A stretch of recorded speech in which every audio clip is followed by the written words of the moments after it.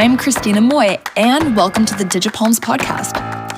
Here we cut through the fluff and dive into the real world of media and marketing, spicing it up with diverse, engaging stories.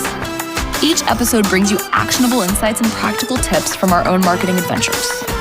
Whether you're a startup founder, a seasoned marketer, or just a curious listener, there's something here for you. Ready to transform your marketing strategies into success stories? Join us to explore the art and science of media and marketing, learn from our successes and setbacks, and put our expert advice into practice. Don't forget to subscribe and visit thedigitalpalms.com for more. Let's get started.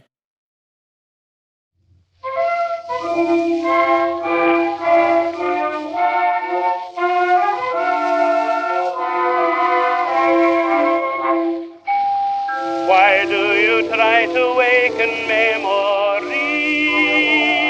Why talk about the days that used to be? You say you love me, but you know that's not true.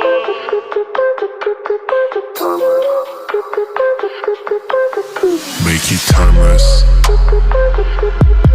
Never let it fade. All right, everybody, welcome back to the show. Today we are going deep into the world of voice search and all this stuff that we don't really think about when we're talking to our devices. So we're looking at an article by Kenny Martney called Voice Search Warfare: How Businesses Are Becoming Unwitting Casualties in a Digital Arms Race.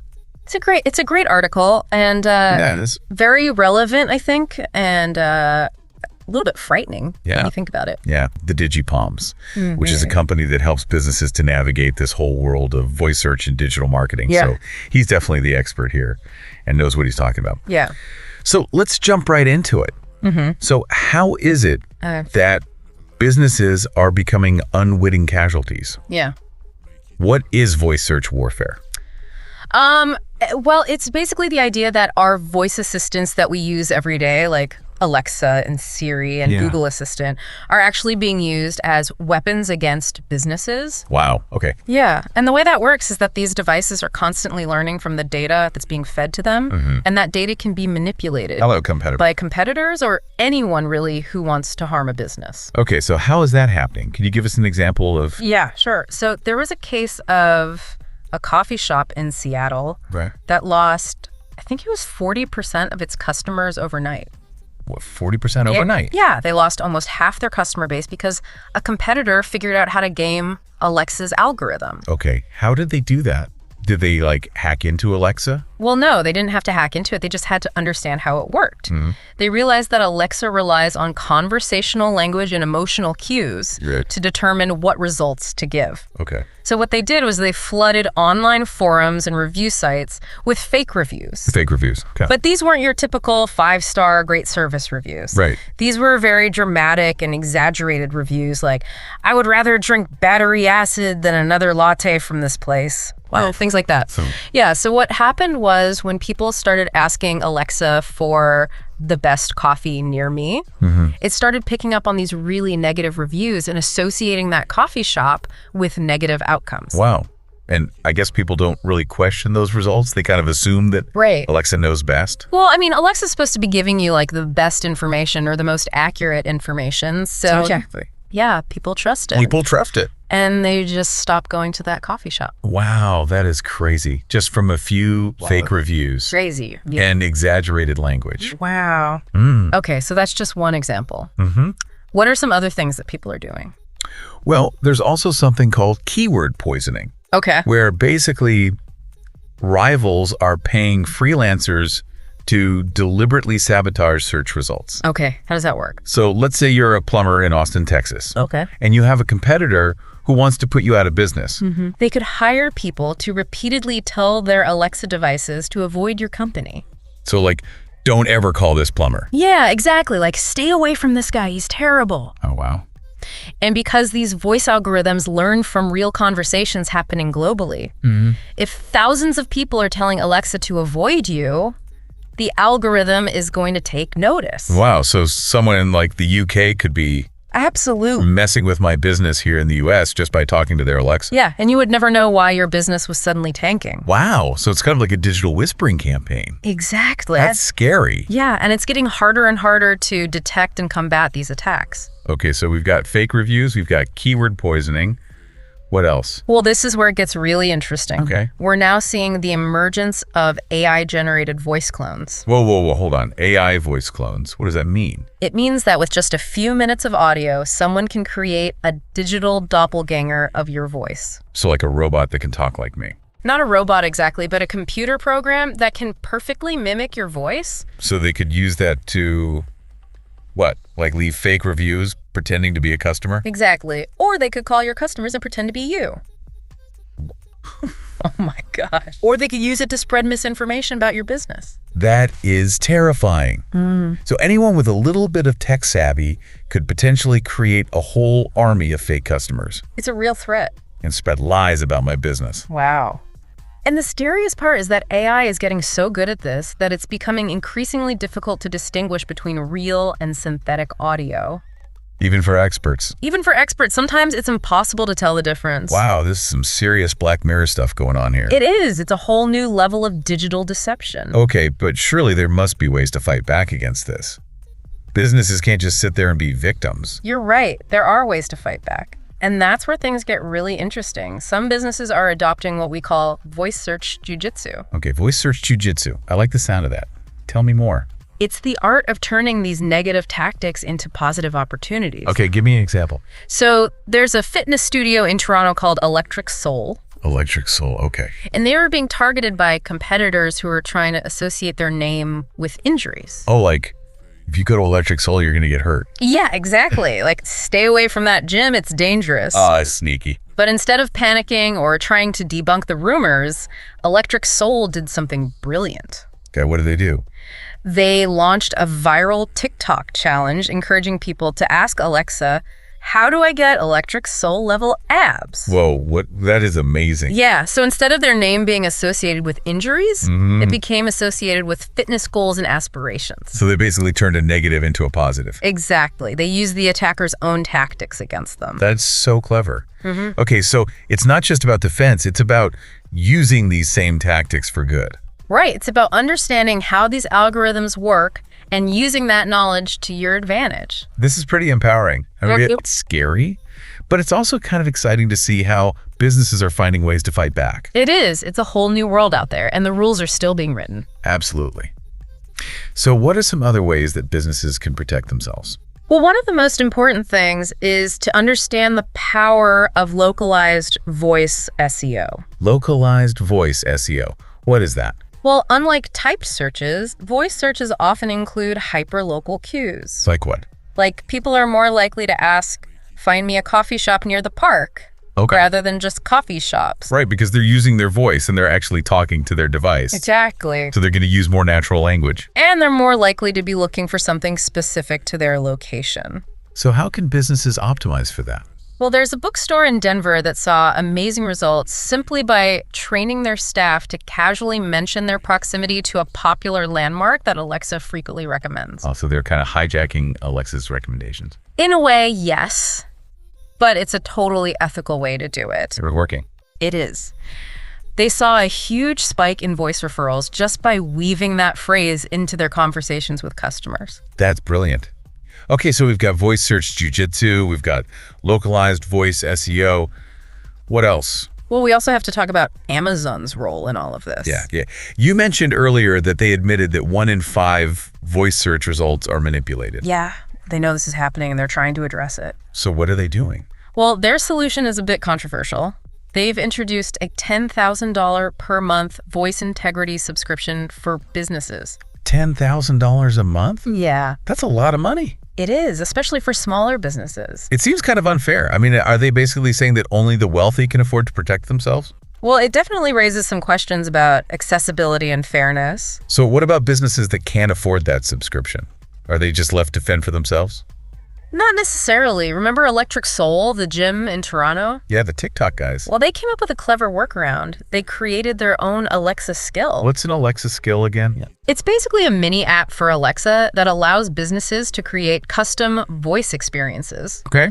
In this case, Electric Soul designed their skill so that when someone asks Alexa for gym recommendations, their business is automatically promoted. So they basically built a direct line to potential customers through Alexa. Exactly. Wow, that is pretty ingenious. It is, and it shows that with a little creativity and technical know-how, businesses can take control of their voice search destiny without relying on expensive third-party solutions. That is so cool. Okay, so we've covered a lot of ground here. But before we go any further, I think we need to take a break to gather our thoughts and let all of this sink in. Yeah, good idea. We'll be right back to explore some more practical tips and strategies for protecting yourself and your business in this wild west of voice search warfare. So don't go anywhere. We'll be right back. It's really amazing how this technology that we think of as like super helpful is being used in these really kind of shady ways. It is, and it's scary because it's happening behind the scenes. Right. You know, like we're just using these devices assuming that they're giving us the best information. Yeah. But we don't really know what's going on in the background. And what's worse is that a lot of businesses don't even realize that they're being targeted. Right. They just see their customer base dwindling. Exactly. They're like, what's going on? And they have no idea. So this is like a real wake-up call for businesses to pay attention. Absolutely. You can't just assume that your online presence is going to take care of itself. You got to be proactive. Yeah, you have to be monitoring your reviews, responding to feedback, and really just staying on top of your digital game. Okay, so for businesses that are listening, what are some practical things that they can do? Okay, well, first of all, you need to make sure that your business is listed accurately and consistently across all platforms. Okay, so Google Maps, Yelp. Yeah, all of them. Yeah. Even those niche industry-specific directories. Okay. Because consistency is key. Got it. Then you want to encourage your customers to leave reviews, especially those that mention specific keywords related to your business. So like if you're a restaurant, you might encourage customers to mention their favorite dishes. Exactly. Or the exceptional service they received. Okay. Because when Alexa is looking for recommendations, it's going to prioritize businesses that have a lot of positive reviews that mention those specific keywords. So it's not just about the quantity of reviews. Right. It's about the quality and the content of those reviews. Exactly. You want reviews that are detailed and specific. Got it. And that really paint a picture of what it's like to do business with you. Okay, so that's reviews. Yeah. What about social media? Social media is huge. Okay. You want to make sure that you're active on the platforms where your target audience is hanging out. Right. And you want to be creating content that's engaging and shareable. Okay. Because the more people are talking about your business online, the more likely it is that Alexa is going to pick up on those signals. So it's all about building that buzz. Yeah, exactly. Yeah. You want to create a digital footprint that's impossible to ignore. Okay, so we've got reviews, social media. What else? Well, this might sound a little counterintuitive, but you actually want to encourage people to call your business. What? But isn't the whole point of voice search to make things easier and avoid having to actually talk to someone? Well, yeah, in some cases. But when it comes to building trust and credibility, there's nothing quite like a real human interaction. Okay, I see your point. So if someone calls your business, Yeah. it sends a signal to Google that you're a legitimate business. That people actually want to do business with. Exactly. Okay, so encourage phone calls. That's interesting. Yeah. Okay, what else? Well, another thing you can do is create your own Alexa skill. Okay, we talked about that a little bit earlier with Electric Soul. Yeah, they did a great job of leveraging that technology to their advantage. Yeah. But even if you don't have a viral TikTok campaign in mind, Right. creating an Alexa skill can be a great way to give your customers a more personalized and engaging experience. Okay, so how does that work? Well, let's say you're a pizza restaurant. Okay. You could create an Alexa skill that allows customers to order their favorite pizza by voice. Oh, that would be so convenient. Right. Or they could get information about your daily specials or even book a table. Wow, that would be amazing. Yeah. So it's like having your own personal assistant. In a way. Yes, that is really cool. Yeah. Okay, so those are some great tips for businesses. But what about for us regular folks? What can we do to protect ourselves from being manipulated by these voice search tactics? Well, the most important thing is to be aware. Okay. Don't take everything you hear at face value. Right? If Alexa tells you something that seems suspicious or too good to be true, Yeah. do your own research. Verify the information. Exactly. Don't just blindly trust the algorithm. Okay, so be skeptical. Be a critical thinker. Exactly. Got it. Okay, so we're all becoming a little bit more savvy about how these technologies work. Hopefully. But it's an ongoing process, right? This landscape is constantly changing. Absolutely. New tactics and technologies are emerging all the time. So we have to stay informed. Yeah, it's like a never-ending game of cat and mouse.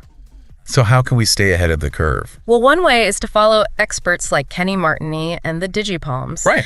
They're constantly putting out great content about the latest trends in voice search and digital marketing. So they're like the digital detectives. Yeah, they're the ones who are out there on the front lines fighting the good fight. Trying to keep us safe. Exactly. Well, it sounds like they're doing some really important work. They are. So we've talked about a lot of different tactics and strategies today, but is there one thing that you would say is the most important for businesses to remember?